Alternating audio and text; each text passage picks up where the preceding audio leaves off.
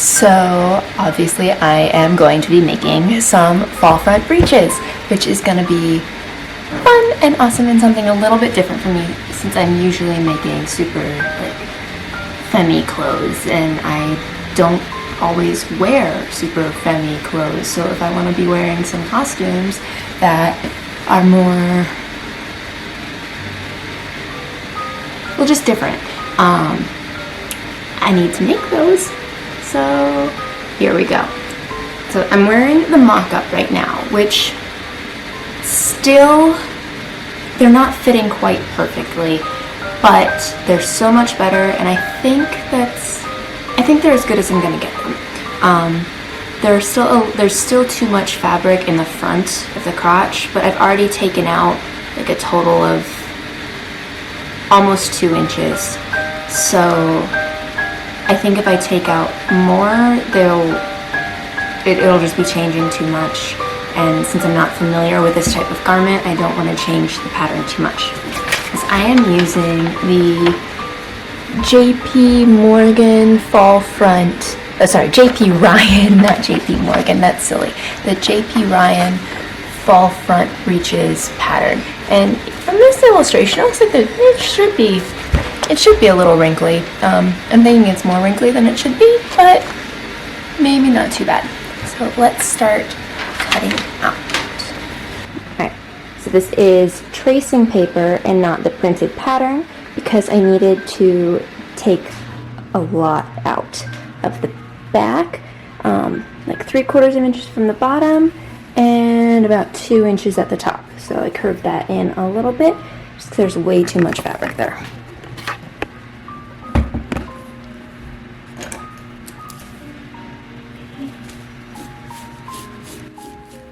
And this paper pattern includes 5/8 inch seam allowance, and I would normally like to trace out my patterns without the seam allowance included just so I can be more exact, but I am lazy and don't feel like tracing every single pattern piece out again, so I'm just gonna have to be cautious and careful while I'm sewing to make sure I'm maintaining that 5/8 inch seam allowance on everything.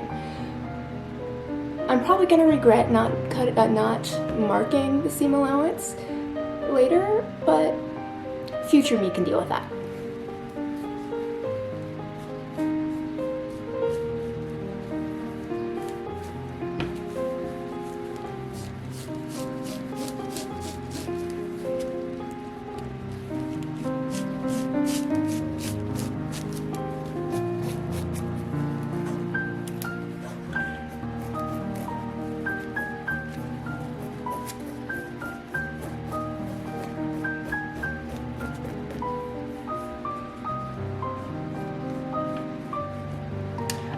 I also added an inch to the length of the legs. They're a little too short, which is strange for me because I am less than 5'4", I'm like 5'3½", and this is a men's pattern, so I was expecting to need to shorten them a lot, but I need to lengthen them, so that's a weird thing for me to need to do. Who knows?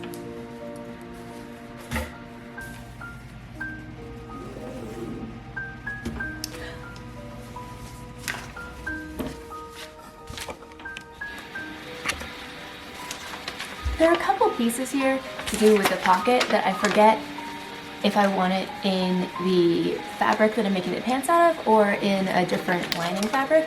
So I have enough fabric that I'm just gonna cut them out, and then if I change my mind later, I can cut them out in a plain cotton or linen lining type fabric instead. Okay, so now I'm marking out the front piece, which I also took 3/4 inch off of the crotch, because that's the fault, and that's where it was super wide, and added an inch of length. Because weirdly, I'm too tall for this pattern, which still makes no sense to me, but whatever. For the front fall lining, it's actually going to be out of a natural glazed linen, so I'm just going to cut out a few inches of the top of it in my fashion fabric as a little facing.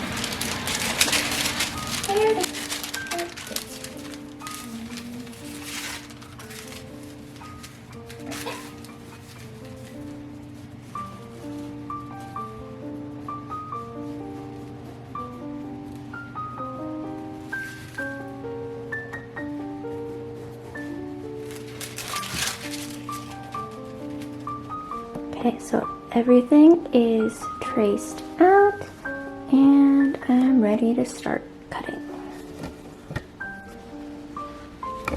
So I'm using the Manchester cotton velvet from Burnley and Trowbridge because I couldn't really find a silk I wanted to use for these breeches. You know, everything seemed like it would either be too thin or too shiny or just not right for the looks I was going for. But also I'm not super comfortable about using wool because I mean I am vegan and I know using silk isn't entirely vegan, but I'm willing to stretch things so far for certain things, and wool is still I have problems with it. So great for some things, not for others, and I just don't like using synthetic fabrics, so this cotton velvet was the perfect solution for me. And I love this color. It's almost like the bike color that was super popular about 10 years ago called Celeste. Wow, that's a callback to Chicago biking culture, but so this is what I'm using this. It's kind of minty, I like it.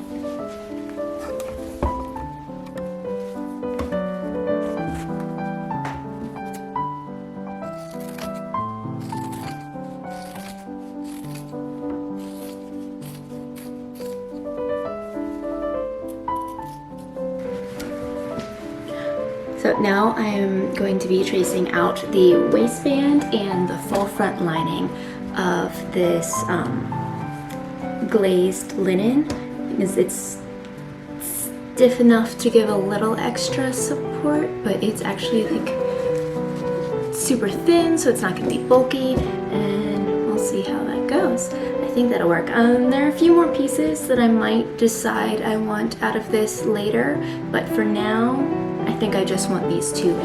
I think I just want these two pattern pieces out of the glazed linen. Yeah.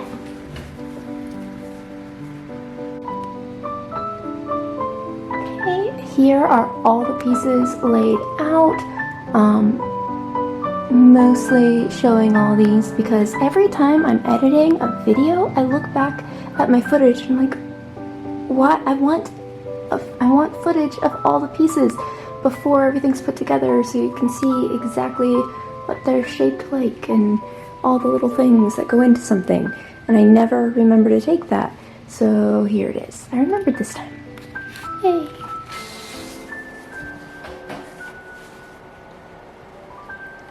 Okay, so I'm gonna get started on these breeches.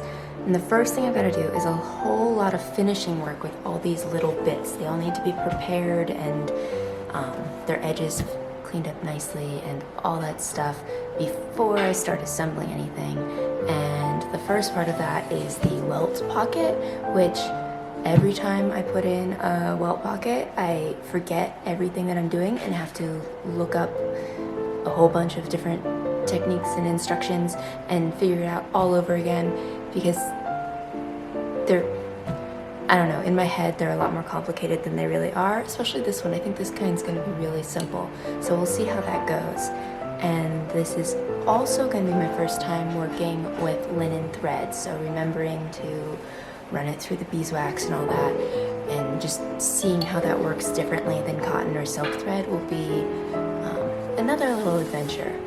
And then one more thing I didn't think about when I was picking this fabric is that my fabric, I mean, I don't know if you can really tell in the video, but it is a cotton velvet, so there is a little bit of a nap that I don't want to completely destroy through pressing, but there's going to be a lot of pressing that needs to happen, and I don't have a velvet board, but I think that the that it's a short enough velvet that it's not going to cause any real problems, but we'll see.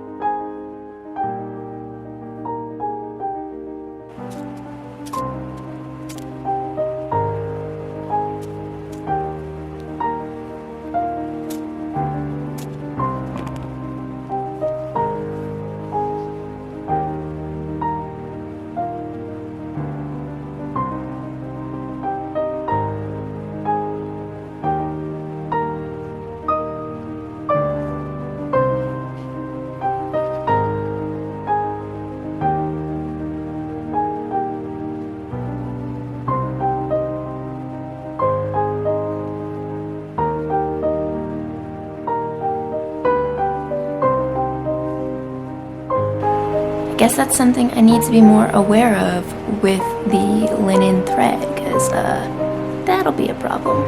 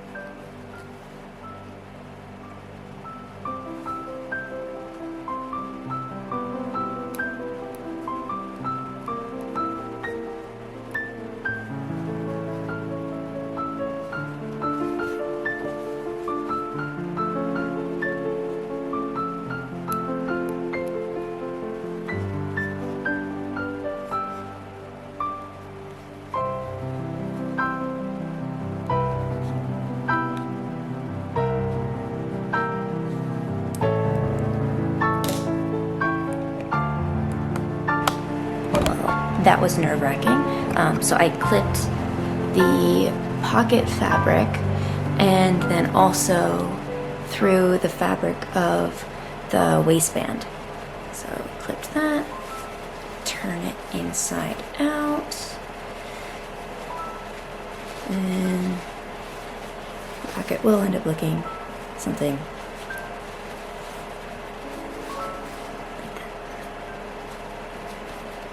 Okay, so I'm double folding the edges of this just because I don't want that raw edge there. This linen frays a lot and I don't want to risk my pocket falling apart. It's just the little watch pocket, so it's probably not going to get a lot of use, but I still don't want it to, you know, fray to smithereens.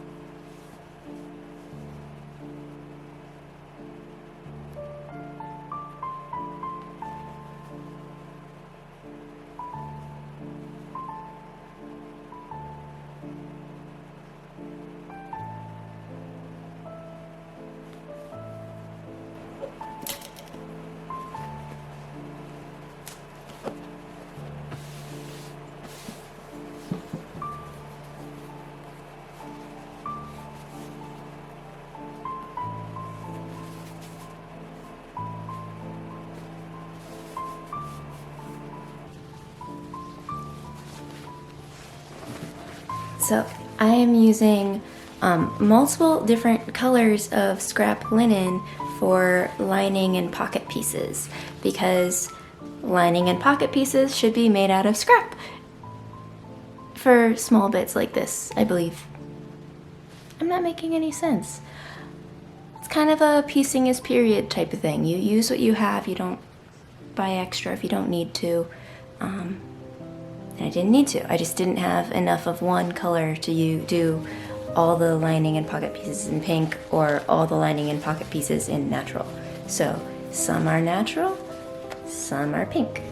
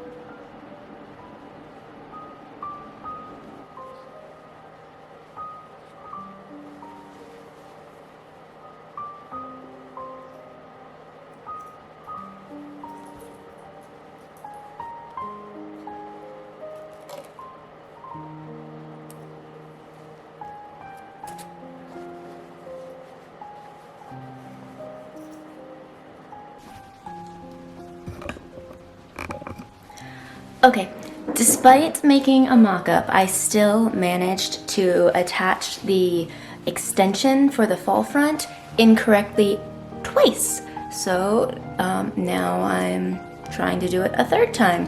But the problem with that is my fabric choice. So this Manchester cotton velvet frays like crazy. So it's kind of tricky to redo something multiple times without destroying everything. So let's hope this turns out all right.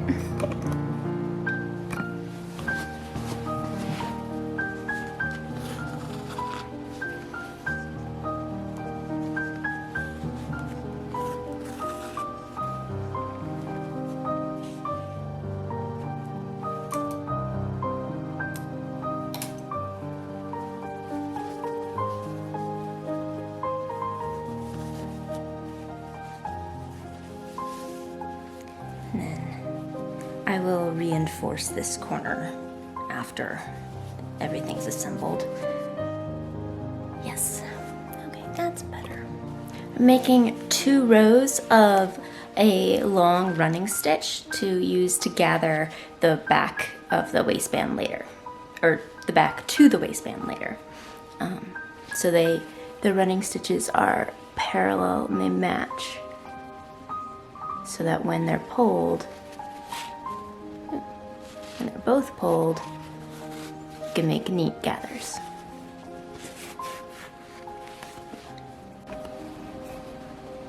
Okay, all the pieces are prepped and ready to start assembling.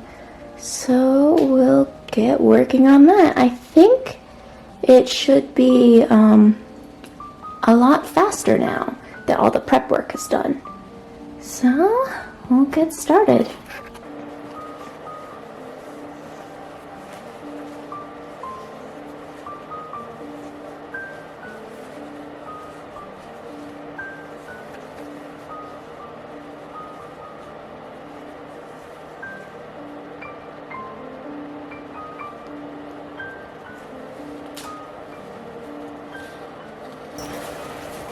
So this is the extension for the front. So it attaches to the waistband and there'll be buttons in the middle here. And then this is the fall. It's kind of hard to visualize, but this corner is going to need some serious reinforcement, but that reinforcement will happen after, lighting. That reinforcement will happen after I attach the facing to the fall front. And after this center front is joined, this left side is joined to the right side, and yes, but that will get a lot of reinforcement in there.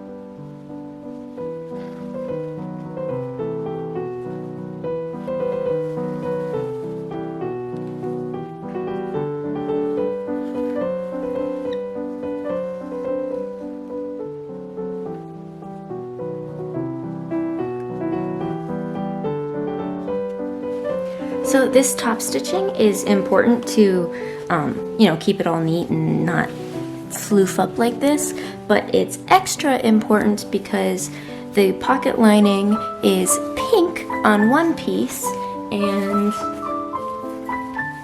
neutral on the other. So we don't want the mismatched pocket linings to come up and be too visible. That would just be very silly.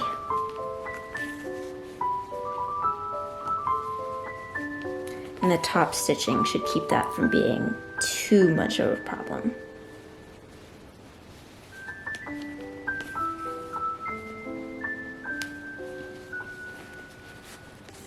There will most likely still be places where it's visible, but not too bad.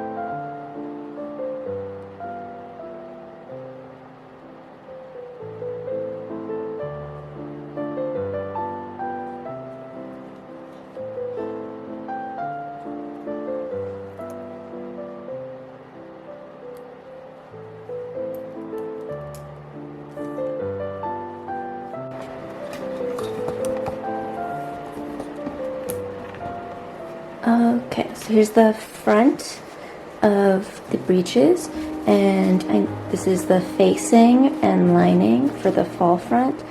So I will put it in there and fall open. Well, it'll look like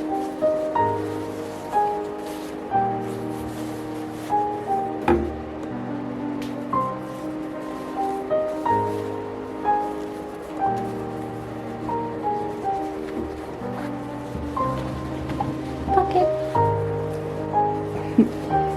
pink pocket, neutral pocket.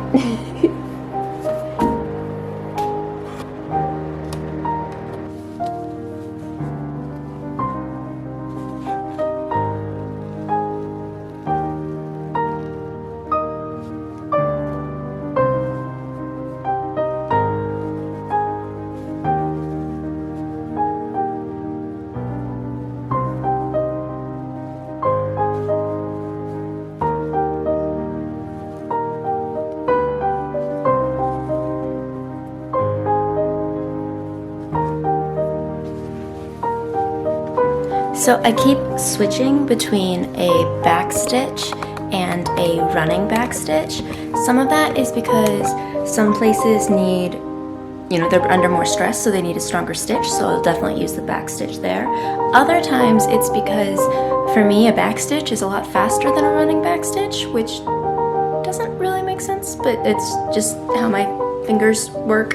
And then other times it's because I'm sewing through multiple layers and it's easier to do a back stitch through all those layers than a running back stitch where you have to weave in and out. So yeah, that's why I keep switching back and forth.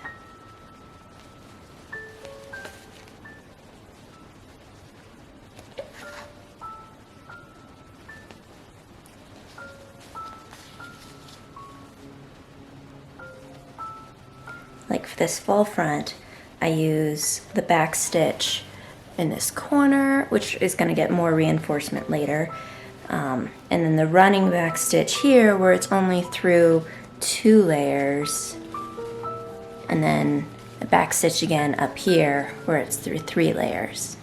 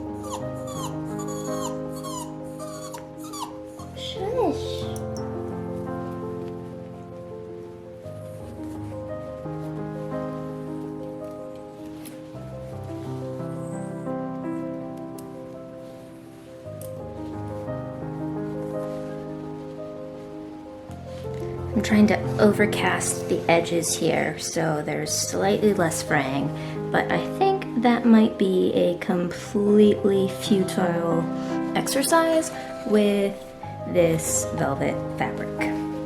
It frays like crazy.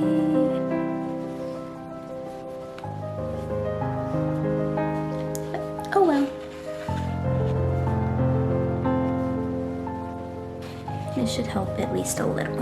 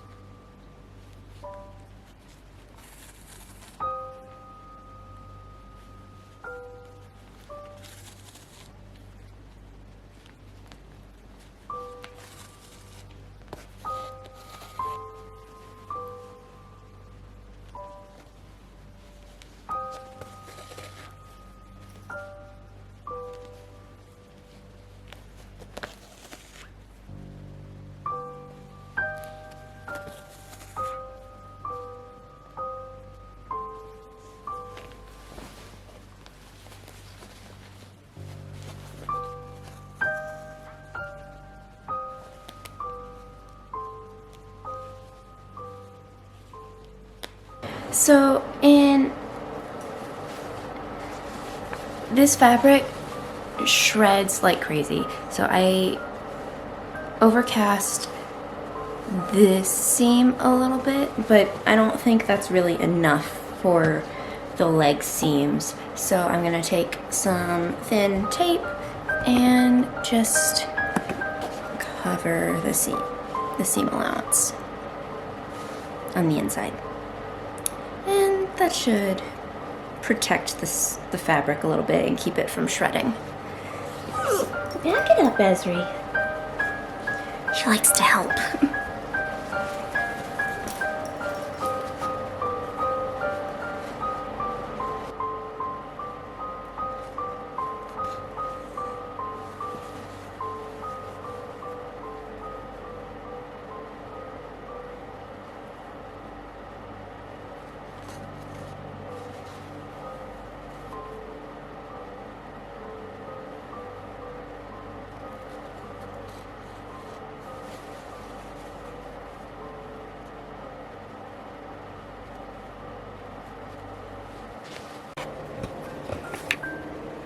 Okay, looking at the inside of these, I'll probably go back at a later time and bind the edges of this pocket just so all this doesn't fray like crazy or maybe roll up under. I don't know. I'll deal with that later. So this inside leg seam is all protected. So now it's time to handle the outside leg seam. Or, wait, do I do... Yeah, so I'll do the outside leg seams and then work on the cuffs and the waistband.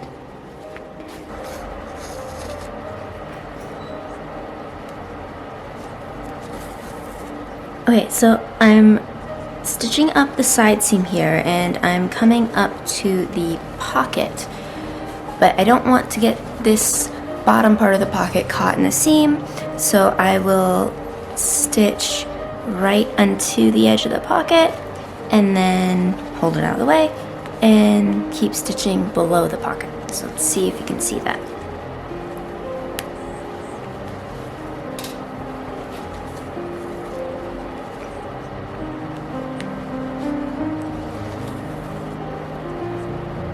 I have to iron the seam on the leg open, but I don't have a sleeve board. So I just use a rolled up towel and shove that in the... I just dropped all my pins. That's gonna be annoying.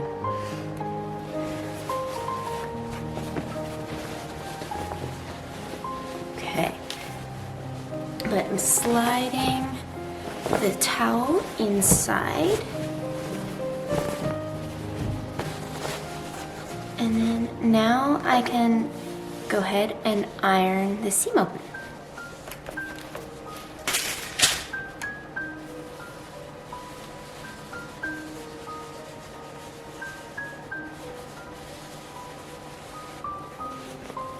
Okay, so I'm just adding the facing to part of the bottom of the breeches.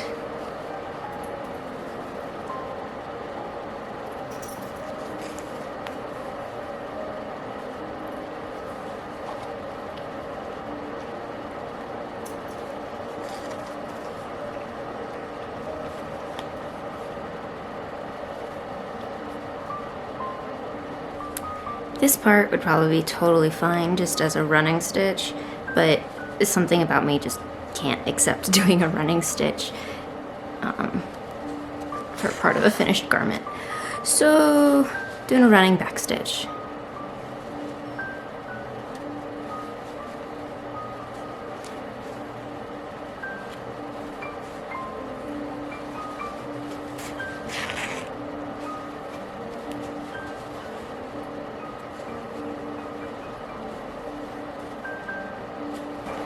And doing the thing, whether I need to or not, if I'm coming up to a corner, I just do a back stitch.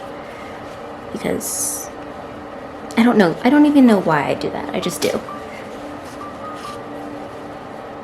Like this particular point isn't really gonna get that much stress, at least not this part of it. Like in here, that'll have stress and that'll get reinforced, but out here it won't. But I still feel the need to do a back stitch.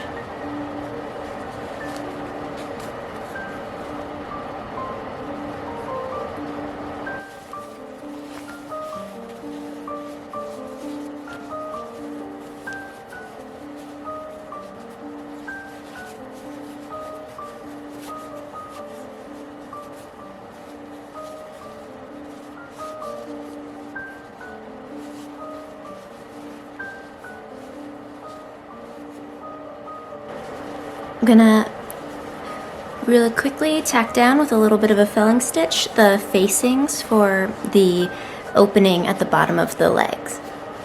So that'll just get tacked down with a little fell stitch. And then later I'll reinforce the corner.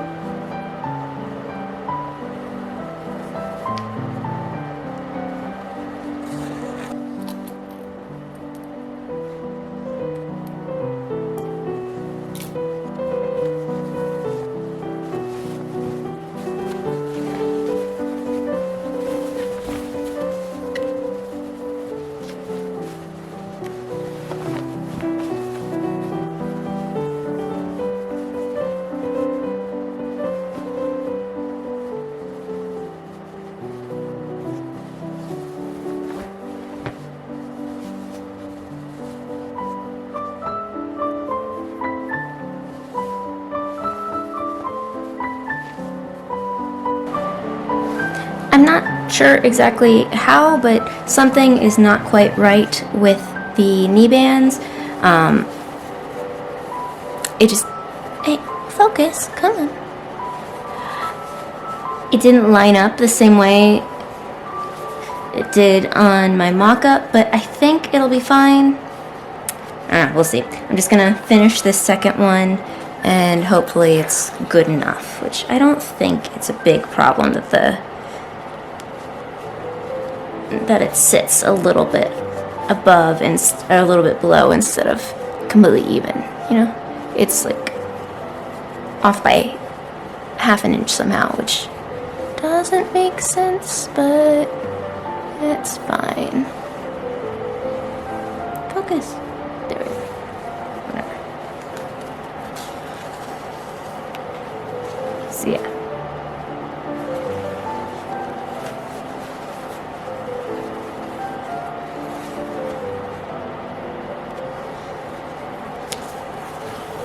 And again, there's really no reason to be attaching this with backstitch, but I don't know, habit, comfort. I'm just doing a backstitch for the heck of it, I guess.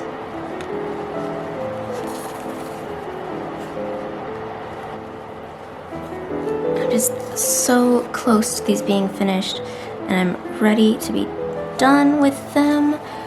I'm just excited to try them on and see how they fit and work.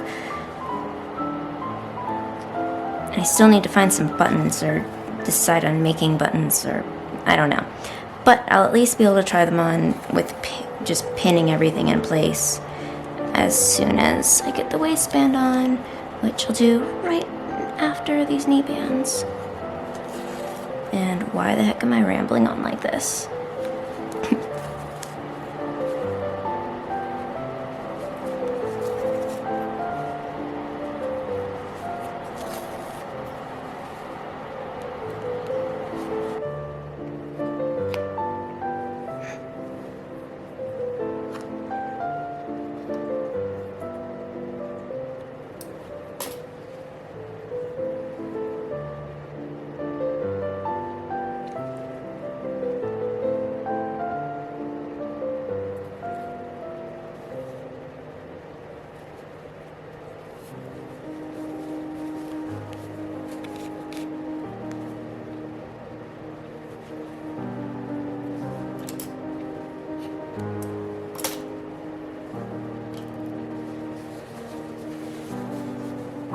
I'm totally out of light. Darn it, I wanted to get the waistband done tonight. Okay, here's where we're at tonight. I was really hoping that I'd be able to get everything, everything except buttons and buttonholes and some reinforcement stitching done tonight, but I am out of light, so that's not going to happen. I just spent too much time, binding the edges of pockets and the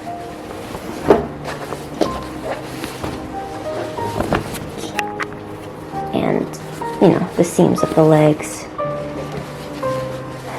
which is good. And I should go back and do this seam too, but I'm not going to. It's just, overcast stitched for now. And I guess that's where I leave them until tomorrow. That means tomorrow they should be finished. Hopefully. Maybe. Except for buttons. We'll see if I can find some buttons to use. So excited. It's time to put on the waistband. They're looking like pants. I'll be able to try them on soon. I still need to figure out what I'm doing about buttons, but I'm going to save that for another time, and I'm just gonna get this waistband on and pin them on my body because I am so excited to wear them. So let's start pinning the waistband in place.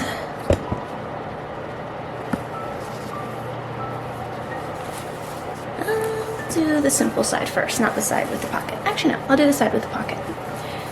It's got the little welt pocket, which the pocket is longer than the waistband, so I'm gonna have to figure out how I'm doing that. I think I might end up stitching, I don't know, I'll figure it out.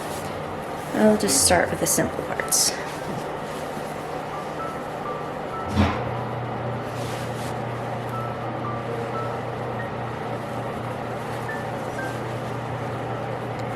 I'm gonna sew on the front of the waistband and then pin on the back and stitch that later separately. I'll do the easy part first. Okay.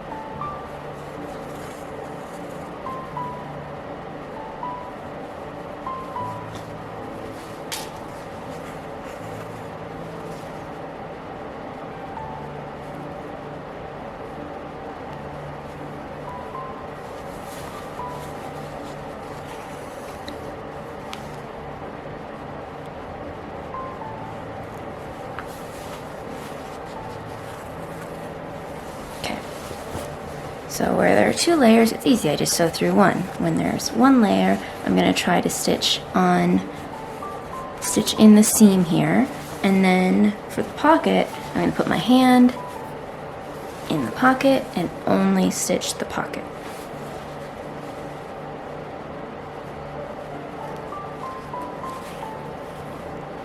Right, so let's see here.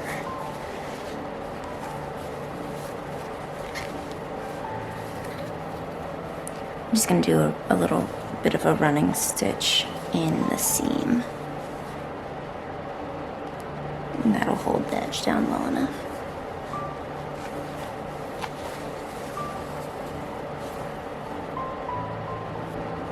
I don't know if this is the right way to do this, like historically speaking, but it's the only way I could think of since the pocket is longer than the waistband.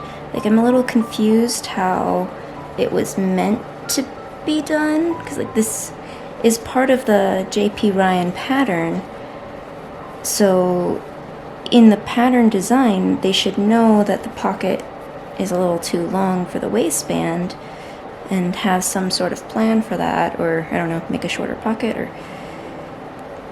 just, I have no idea. It's a little confusing to me why this is the case. But I used the J.P. Ryan pattern because I don't have the, oh shit, what's the book called? I forget the name of the book. I'll try to look it up and put it in later. I don't have any good resources for historic menswear other than, you know, of course, the pirate shirts, because pirate shirts are the best. And buying the book would have cost me like $200 because everything's out of print and expensive right now.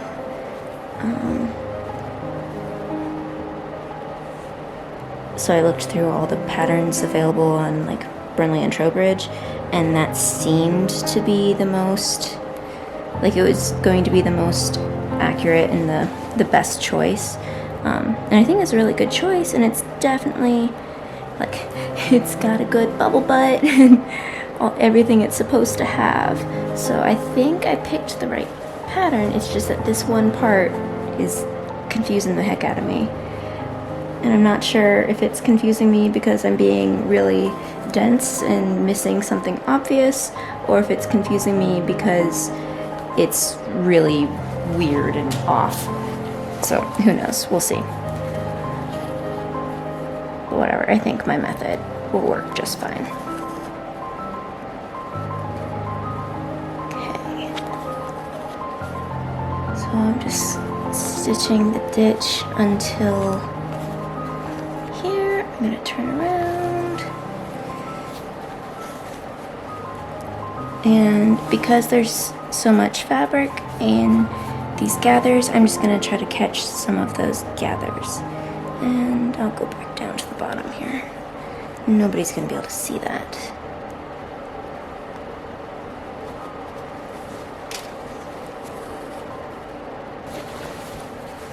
Okay, so the pocket still, oops.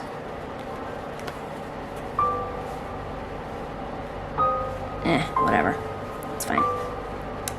The pocket still works. It's sewed down on the bottom and the top. I will,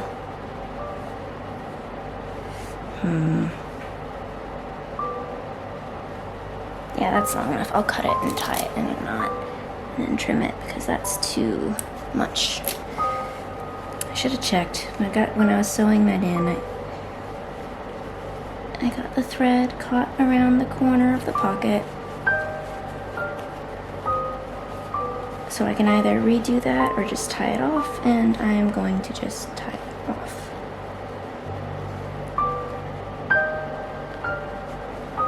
Because it's not even remotely structural, so it'll be fine.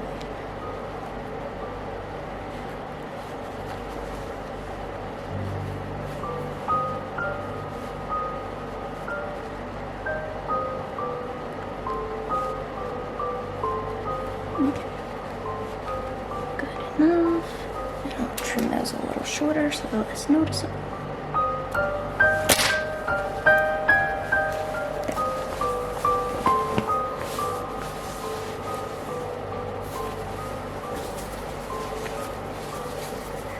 One side of the waistband's done.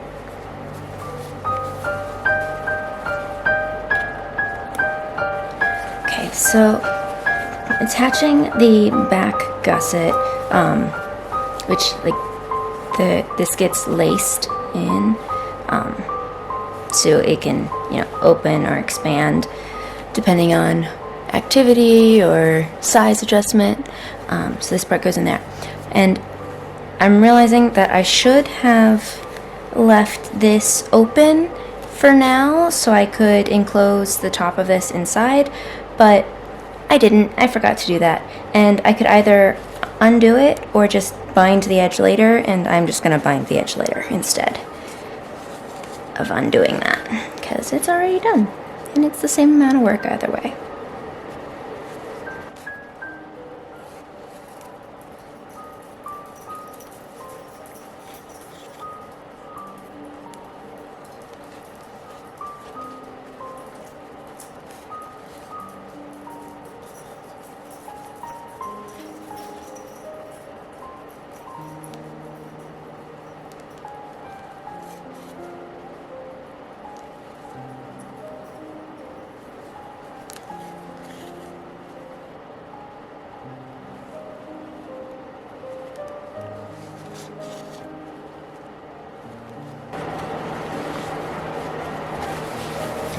And I'm going to continue stitching down a little bit just because I had to do a little seam ripping on this part because I'd accidentally stitched it all closed, forgetting about this part. So stitching down here so it doesn't come completely apart. Shit, I keep doing that.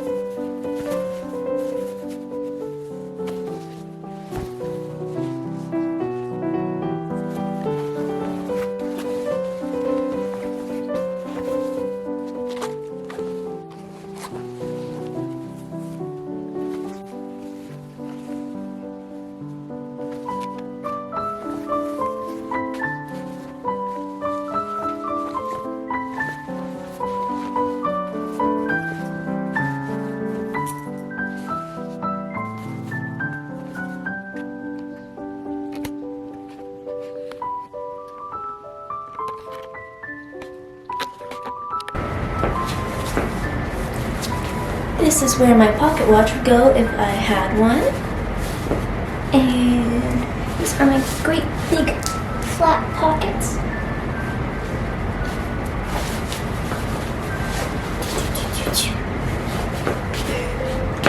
Lots of space for squats. Oh, but let's put those pockets back.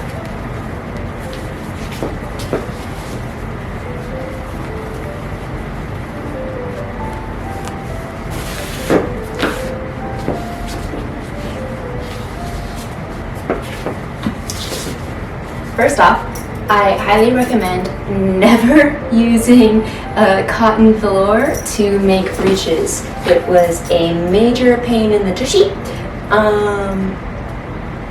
It just frays and sheds a lot, and it's rather thick, and there are some parts in here that have quite a few layers. Let's see. Open up my flap so you can see.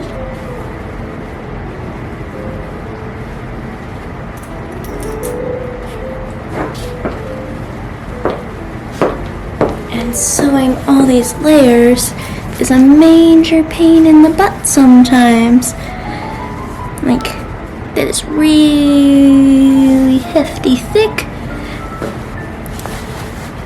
So if I make another pair of breeches, I will definitely be using something like, I don't know, some type of woven silk. Might be able to find something that'll work. I just am not comfortable using wool. But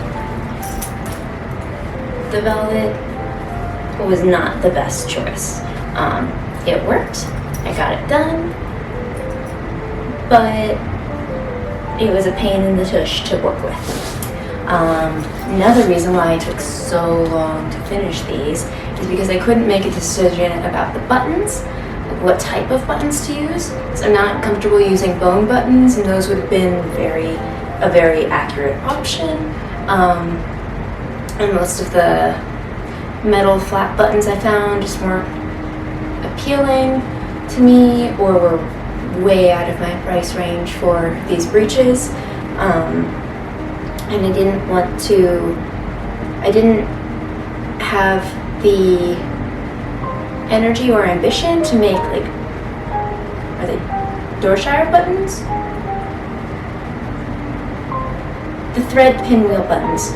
I believe they're called Dorshire buttons, but it's slipping my mind. Anyway, so I found these that,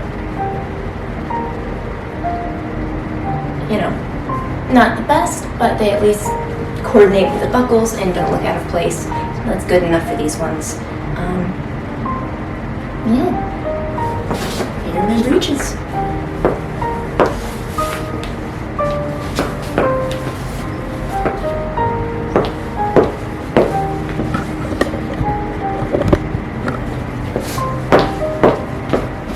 I feel like I need a sword. Is that a good sword stance? I don't know. Either way, I need a sword. I'm a big lefty. Ambidextrous switch hands. But I don't have a sword.